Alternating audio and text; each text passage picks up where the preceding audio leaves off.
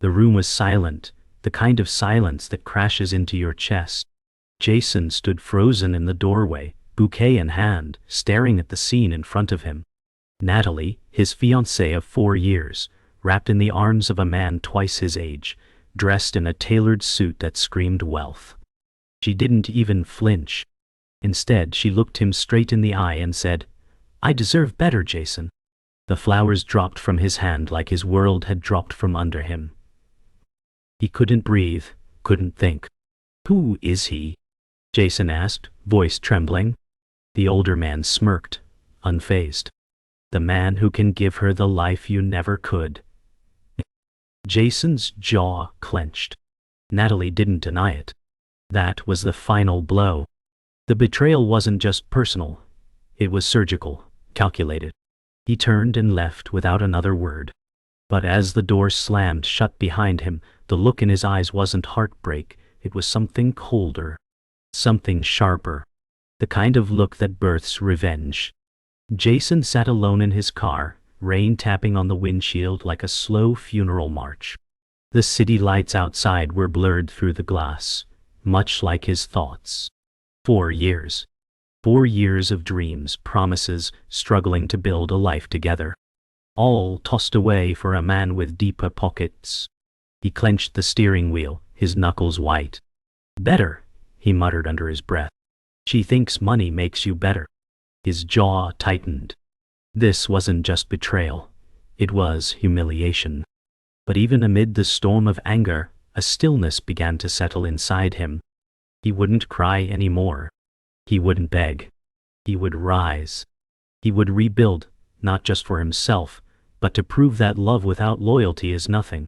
Jason's reflection in the rearview mirror no longer showed a broken man. It showed someone forged by fire. And fire burns back. The next morning, Jason didn't sleep. He sat at his small kitchen table, sipping stale coffee, eyes red but unblinking. He scrolled through photos on his phone, Natalie smiling at the beach, holding his hand at a concert, laughing in the kitchen while baking. He stared at each one, not with sorrow, but with clinical detachment. Delete. Wall. One by one, they vanished. He opened his laptop and pulled up his resume. If she wanted a man with power, wealth, and status, fine. He would become that man. But not for her. For himself. His fingers moved with purpose as he started researching investment strategies, consulting boot camps and business networks. Revenge wouldn't be loud. It would be elegant, devastating, and silent. Jason walked into the corporate co-working hub downtown, an ecosystem of ambition. Dressed in his old blazer and worn shoes, he looked out of place next to men in Armani suits and women in heels that cost rent. But he held his head high. He signed up for every workshop, every seminar, even if it meant staying up all night, delivering food for extra cash. He took notes like his life depended on it, because it did. The receptionist at the front desk raised an eyebrow at him on his 3rd day in a row. "You live here now?" she joked. Jason offered a tired smile. "Not yet," he replied. "But I will." Weeks turned into months. Jason's mind became a sponge. Podcasts, webinars, forums. He consumed knowledge like oxygen. At night he worked delivery shifts. During the day, he built pitch decks and crafted cold emails to potential investors. He failed. A lot. Emails were ignored, meetings fell apart, and some doors slammed before they opened. But every no sharpened him. Every rejection became a spark. He no longer needed Natalie's approval. He was chasing something bigger, his own empire. And slowly, people began to notice. One investor replied. Then another. A tech startup invited him for coffee. The seed was planted. Jason walked into his first real pitch meeting with a heart pounding like war drums. He wasn't wearing designer clothes. He didn't drive up in a luxury car. But he had something those things couldn't buy, resolve forged from heartbreak. Across the table sat 2 angel investors, both young but sharp, sipping black coffee like it was blood. Jason unfolded his deck, hands steady, voice clear. He told them about the gap in the market, about underserved freelancers, about how his platform would change the way they work and earn. It's not just a startup, he said. It's a rebellion against being underestimated. They listened. They nodded. When it ended, one of them said, "You're raw. But you're hungry. Let's talk more." That was all he needed. Validation, not from Natalie or her rich boyfriend, but from people who saw value in him. Jason sat at a sidewalk cafe, sipping espresso, scrolling through emails. Another rejection. He closed his eyes and let the sting pass. Then he spotted Natalie walking by. She was laughing, genuine, carefree. Her arm was hooked in the crook of her wealthy boyfriend's. Jason's breath caught, just for a second.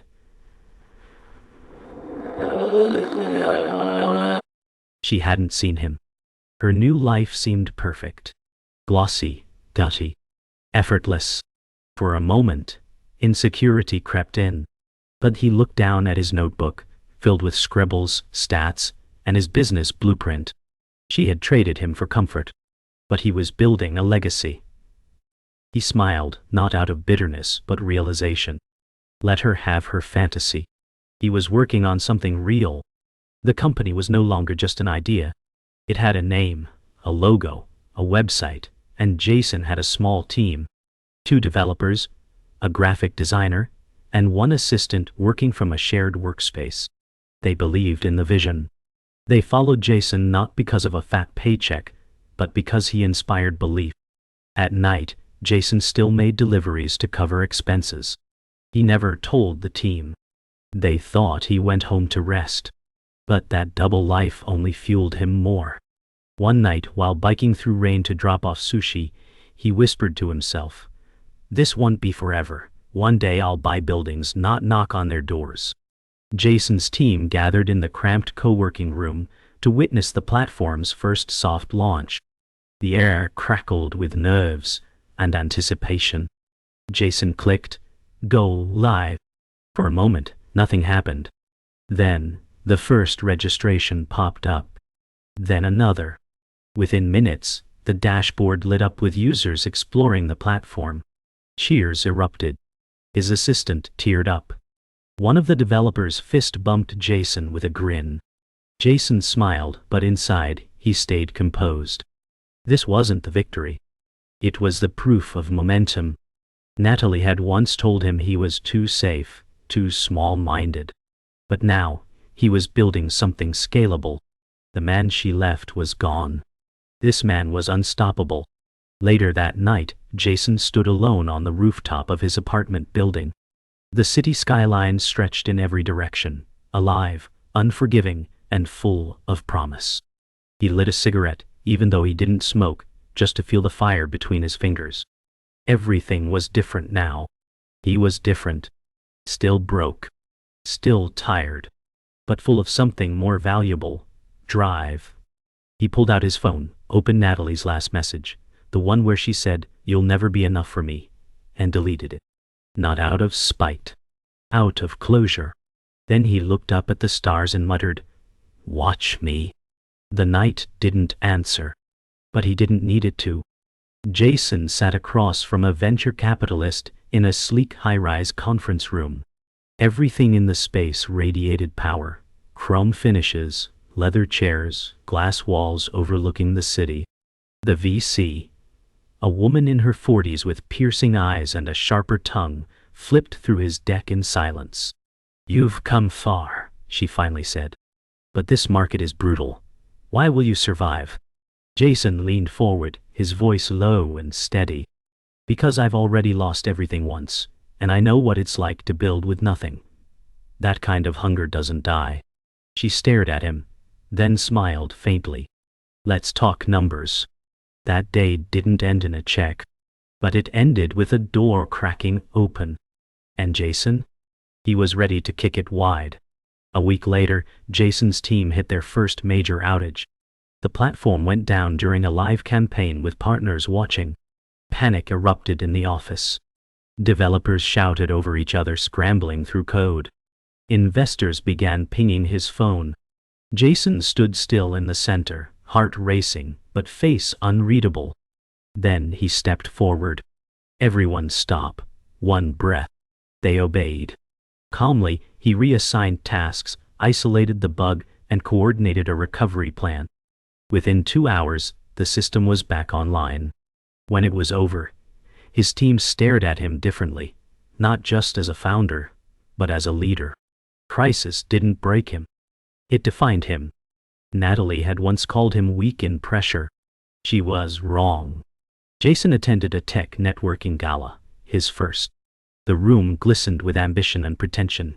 Men in tuxedos, women in sequin dresses, champagne flowing like water.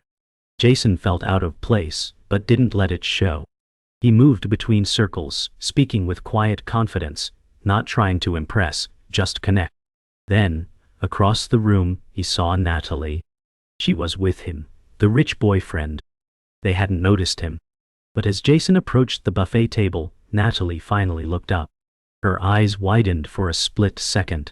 He didn't flinch. He offered a polite nod. No drama. No emotion. Just dignity. That, more than revenge, was power. And she knew it. Back in the office the next morning, Jason found a package on his desk. No label. Inside was an expensive watch. A card read, "Thought you'd like what real success looks like." No signature, but he knew. It was from him, Natalie's boyfriend, flexing power in the most juvenile way. Jason stared at the watch, sleek and cold. He considered throwing it out. Instead, he slipped it into a drawer and locked it. Not because it meant anything, but because it didn't. He didn't need their version of success. His scoreboard was different. That drawer would stay closed until he built something that made men like that irrelevant. That evening, Jason stared at his whiteboard, now filled with interconnected diagrams, projections, and user funnels. Each mark was a step towards something no one else could see. His team had gone home. The city outside buzzed below, but the room was quiet. He wiped away a section and redrew it, eyes glowing with clarity. No one was watching. No cameras. No applause. Just a man with a mission. Natalie left because she didn't believe he could be great. Now, her absence was the fuel for something extraordinary. He didn't want her back. He didn't want revenge. He wanted evolution. And he was becoming someone even he could admire. Jason walked into the investor summit as a featured speaker. His company, once a scribble in a notepad, was now generating buzz. Articles called it the next disruptor. As he stepped onto the stage, his phone vibrated. A message. From Natalie. "We need to talk. Please." He paused for only a moment before putting it away. The spotlight hit. He started his speech. He spoke not just of platforms and tech, but of resilience, of building from betrayal, of rising from being discarded. The crowd leaned in, hooked. Applause roared as he finished. That message from Natalie? He hadn't even opened it. The story was already moving forward, and he was no longer waiting on her chapter. That night, Natalie showed up outside his apartment building. Jason nearly didn't open the door, but curiosity won. She looked nervous, holding a coat around herself like armor. "I saw your talk," she said. "You're incredible now." Jason stood silently. She continued, "He's not who I thought he was. Controlling, dismissive. I made a mistake." Her voice cracked. "I miss you." The old Jason might have melted. But this Jason, the one forged by disappointment, didn't budge. "You didn't miss me," he said. "You missed the version of me you never believed I could become." Natalie's eyes glistened. "Can we try again?" Jason looked at her and saw not heartbreak, but closure. Jason didn't slam the door. He didn't raise his voice. He simply stepped aside and let silence speak. Natalie stood there for a long moment, expecting emotion, some grand gesture. It never came. "I don't hate you," Jason finally said, "but you don't belong in my future." The words weren't cruel. They were calm, clean, final. Natalie nodded slowly, tears forming. "I'm sorry," she whispered. "So am I," Jason replied and gently closed the door. On the other side, Natalie stood alone in the hallway. The man she thought was safe and ordinary had become extraordinary, but not for her. That was the twist neither of them had seen coming. The next morning, Jason received an email from a major VC firm, congratulatory and offering a partnership. He read it slowly, then smiled. Not because of the money, not even because of the milestone, but because he finally understood validation didn't need to come from love, lost, or revenge achieved. It came from becoming the man he could respect. As the sun rose, spilling golden light across his workspace, he poured coffee into his chipped mug, the same one from the day she left. Now it was a trophy, a reminder. He didn't erase the past. He built over it. Better, stronger. And nothing was sweeter than that. Later that week, Jason stood before his team and announced their series of funding. The room exploded with cheers, hugs, and high fives. Confetti flew, champagne popped. But as the celebration roared, Jason stepped back quietly and watched them, his people, his journey, his win. Natalie's face never crossed his mind. Not once. Not in that moment of triumph. That was the real twist. Revenge hadn't been fire, it had been focus. And it didn't need a witness. Just a purpose. As cameras flashed and music blared, Jason raised a toast, not to what he'd lost, but to what he'd built from the ashes. That was the ending he had chosen. Jason entered the Charity Tech Gala as the keynote honoree. Lights, cameras, applause, his name had become a brand. But the real surprise came during intermission. A hush fell as Natalie and her boyfriend, Gregory Langston, a well-known financier, entered late. Jason's eyes met Gregory's across the room. No words. Just a stare. Gregory smirked, walking over during the cocktail hour. "Well, look who learned how to wear a real suit," Gregory said, voice smug. Jason didn't flinch. "And look who still needs one to feel important." A few nearby guests chuckled under their breath. The tension crackled like a storm behind glass. "She still dreams about you," Gregory sneered. Jason's reply was calm, razor sharp. "Oh, do I? But not the way you think." It wasn't revenge. It was power without poison. After their exchange, Gregory didn't leave it alone. During Jason's speech he interrupted, loudly. "All this from someone who used to beg for rent money?" The room gasped. Jason paused, the mic still in his hand. For a heartbeat, silence. Then, slowly, Jason smiled. "He's right," Jason said into the mic. "I was broke. I was rejected, left behind. But that pain, it didn't break me. It built me." He looked Gregory in the eye. "Some of us build legacies, others just inherit reputations." The room erupted in applause. Even Natalie looked stunned. Jason hadn't retaliated with venom. He had used truth as a scalpel. In that moment, he didn't just win. He transcended. Outside on the gala balcony, Jason leaned over the railing, catching his breath under the stars. Natalie followed quietly, her heels clicking softly behind him. "You didn't embarrass him," she said. "You could have, but you didn't." Jason turned, calm. "Why would I waste that energy?" She stepped closer. "You've changed." Jason nodded. "No, I just stopped being small." Natalie hesitated. "I never meant to hurt you." Jason didn't smile. He didn't argue. "You didn't believe in me. That hurt more than anything you ever said." She looked down. "I was wrong." Jason exhaled slowly. "Yeah, you were." He turned back to the stars. The conversation was over. So was the chapter. Back inside, Jason was swarmed by reporters, donors, and entrepreneurs. Cameras flashed.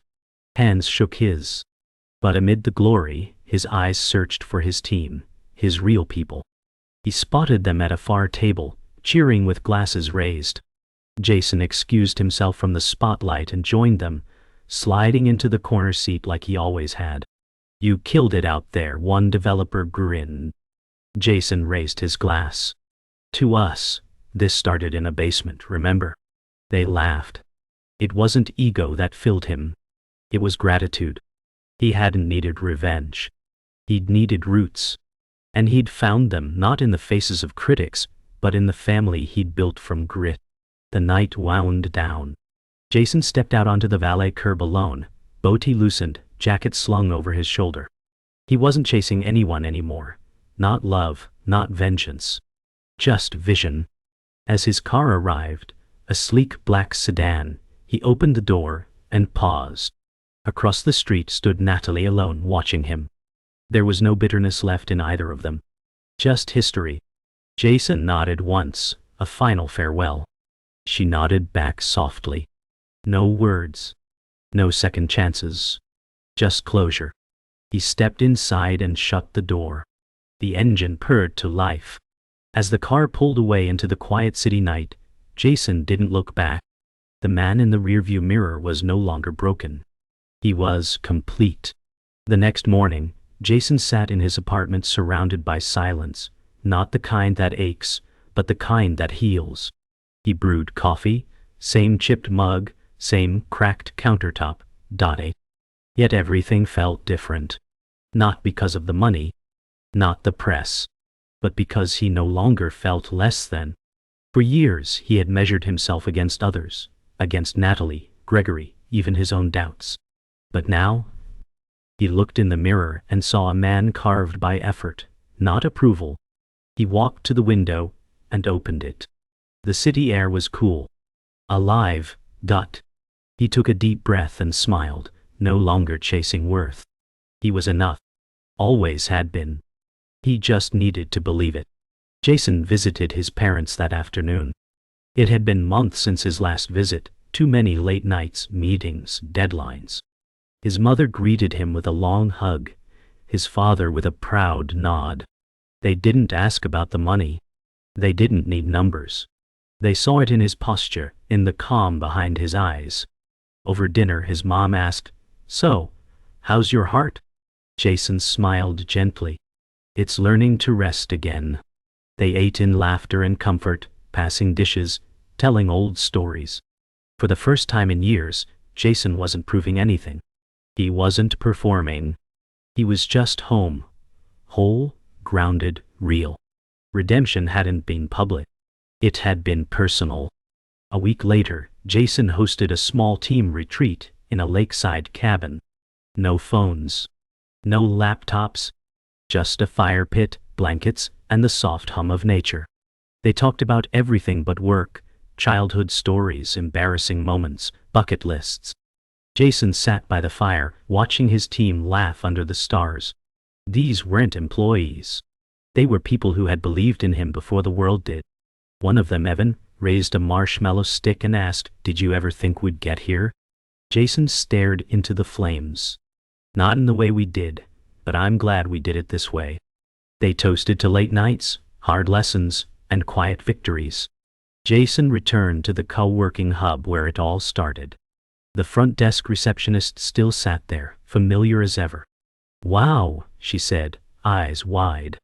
"Didn't think you'd come back." Jason smiled. "Had to. This place made me."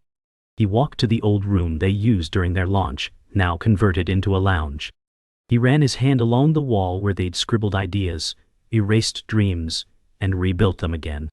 He left a note on the bulletin board. "You're never too small to start something big. Keep building." Signed it with just a J. As he exited, he didn't feel nostalgia. He felt gratitude. The kind that builds legacy. Later that night, Jason walked alone by the waterfront. No events, no speeches, no headlines. Just the sound of water, lapping gently, and the rhythm of his steps. He stopped at the railing, looked out at the vast open horizon. Life wasn't perfect. It never would be. But it was his. And it was enough. The stars mirrored on the waves below, scattered like fragments of every broken moment he'd survived. He pulled out his phone, opened a blank note, and typed, "Not every ending needs an audience. Some victories are quiet." He smiled, saved it, and slid the phone into his pocket. Then he turned away from the water and walked forward into the night. Months passed. Jason found himself at an awards ceremony, one he hadn't even planned to attend. His company had been nominated for a National Innovation Prize. As they announced the winner, Jason clapped politely, ready to applaud someone else. Then he heard his name. The applause thundered. He walked on stage, stunned. The spotlight was warm, but it wasn't the light that moved him, it was the stillness. He looked out at the crowd, then down at the trophy in his hand. It wasn't gold that made it meaningful. It was everything it had taken to reach this point. Jason didn't prepare a speech. He didn't need one. "Sometimes," he said into the mic, "you lose people to find yourself. And that is enough." The room fell silent, then exploded in applause. After the ceremony, Jason stepped outside into the night. The crisp air wrapped around him like peace. No noise. No pressure. Just life. As he waited for his car, a young man approached, nervous, hopeful. "You're Jason, right?" Jason nodded. "I started my own platform last month. It's hard, really hard." Jason offered a smile. "Then you're doing it right." He handed the kid his card. "Email me. I'll help where I can." The kid's eyes lit up. "Seriously?" Jason nodded. "Someone once believed in me when I had nothing. I owe that forward." It was never about winning. It was about becoming the kind of man who helps others before they've won. Later that week, Jason visited the old apartment, the one he once shared with Natalie.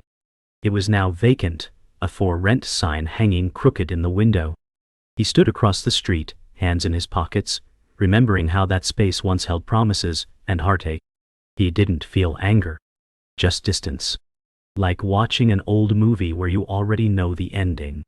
He turned to leave, but paused and took one last look. Not because he missed it, but to mark how far he'd come. Some ghosts don't haunt. They remind. And some doors once closed should stay that way. Jason walked away without turning back. Jason sat on a rooftop with his laptop open, but this time he wasn't working. He was journaling. Not for strategy or growth. Just reflection. "I once thought revenge would be sweet," he typed. "But healing tastes better." He paused, watching the horizon burn orange as the sun dipped behind the skyline. Growth had no finish line. Only milestones. And this one? It was quiet, beautiful, and entirely his. He saved the file under a simple name, Closure. For the first time in years, he felt weightless. He closed the laptop, leaned back in his chair, and just listened. To wind, to silence, to the rhythm of a life rebuilt. A year later, Jason gave a talk to a room full of young entrepreneurs. He didn't tell them about Natalie, or Gregory, or Heartbreak. He told them about fear, about nights delivering food to fund a dream, about risking pride for growth. "Don't chase applause," he said. "Chase becoming someone you're proud of when no one's watching." Afterward, as the crowd dispersed, Jason stood alone, watching the empty chairs. His story wasn't about revenge. It was about resilience. And in the quiet after the storm, he finally understood. She left him for someone richer. But he became someone priceless. The screen fades to black.